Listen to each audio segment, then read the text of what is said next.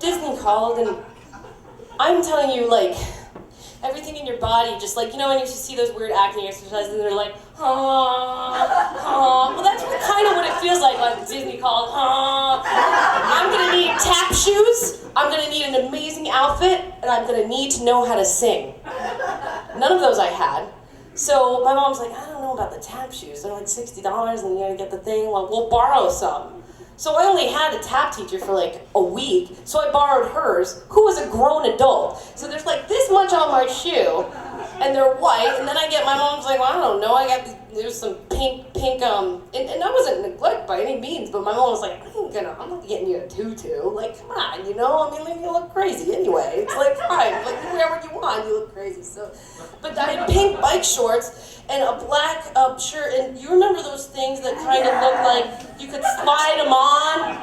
They're gonna come back, you know they're gonna come back. Like, I'm just waiting. I got my banana clips ready, I got these things ready, I got my scrunchies ready. I'm like, bring it. American Apparel, I got your number.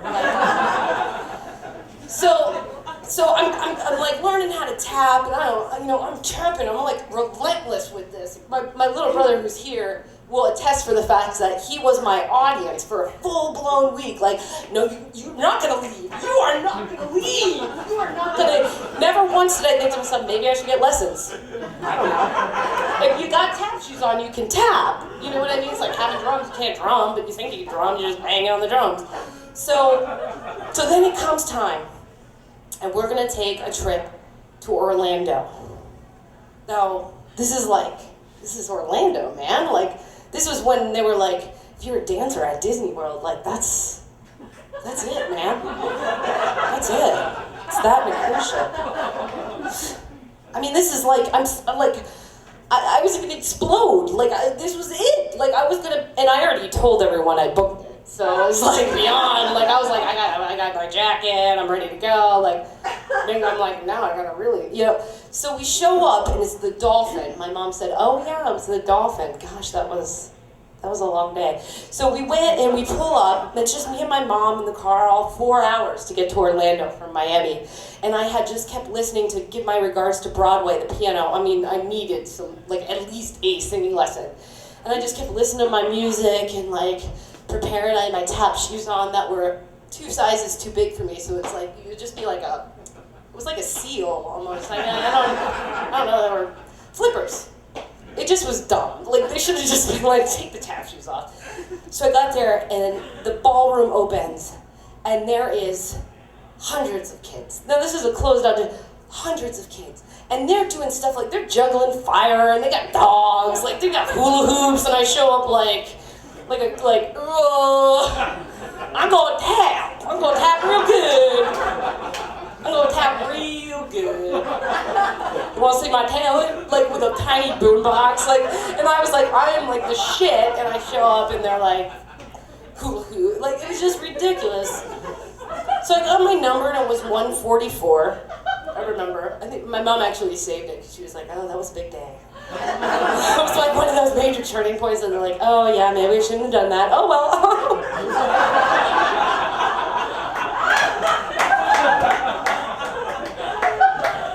For that now. There's a lot of those too, like, oh yeah, that was bad decision.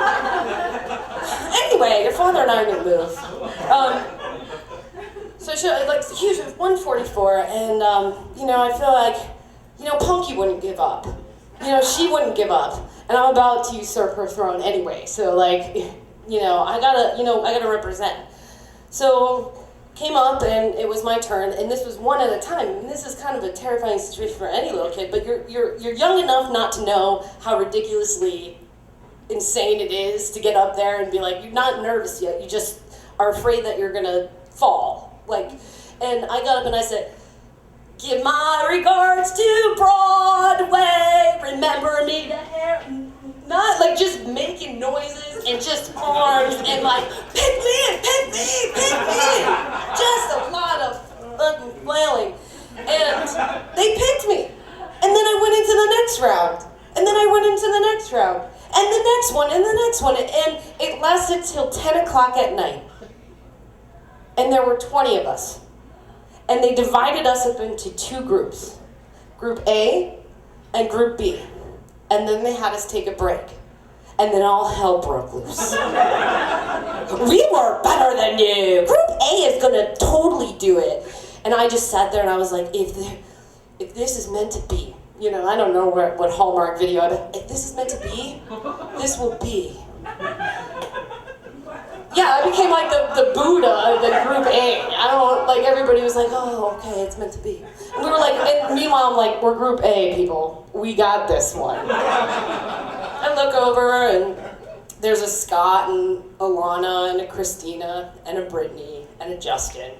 And I look at my group, and there's I can't remember any of their names.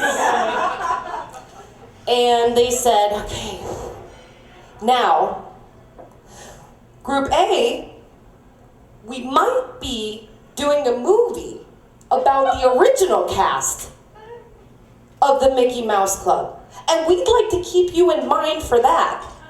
Group B, you're our new Musketeers! Ah!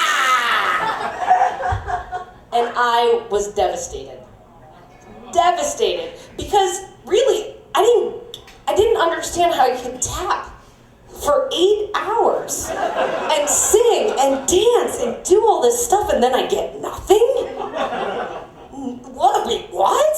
And you know, and I was smart enough to know what they were doing. These kids got varsity jackets right away. I wonder a lot of times what happened to them. I'm kidding. I wouldn't want to be that. I mean, right? That's what I tell myself. But I remember just being like,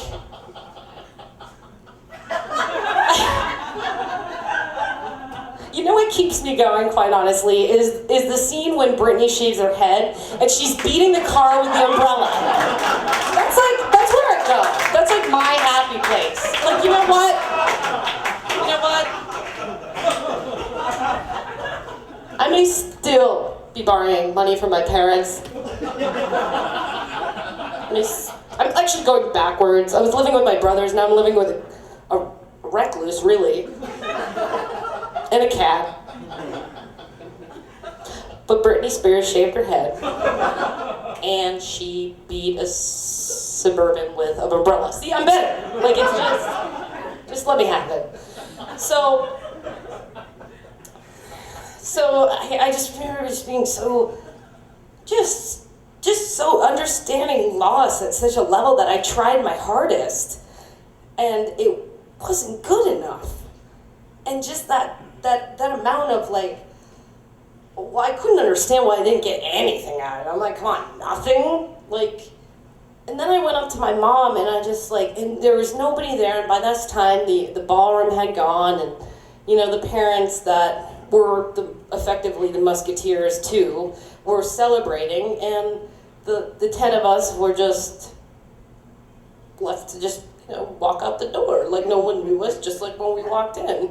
Still, I was like, really? I mean, these shoes didn't even fit me. I think I probably said that too. You know what? If I had shoes that fit, I totally would have gotten in. And I remember my mom saying, I just said, I'm sorry. And she said to me, why are you sorry? Want to go to Denny's? And I was like, yes, I do!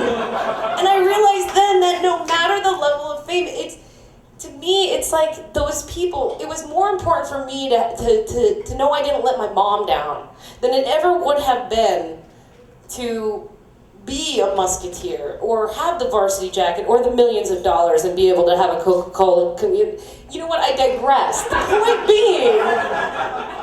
The point being that no matter how famous you are, it really truly still matters what the people closest to you think of you. So that's my story. And that's why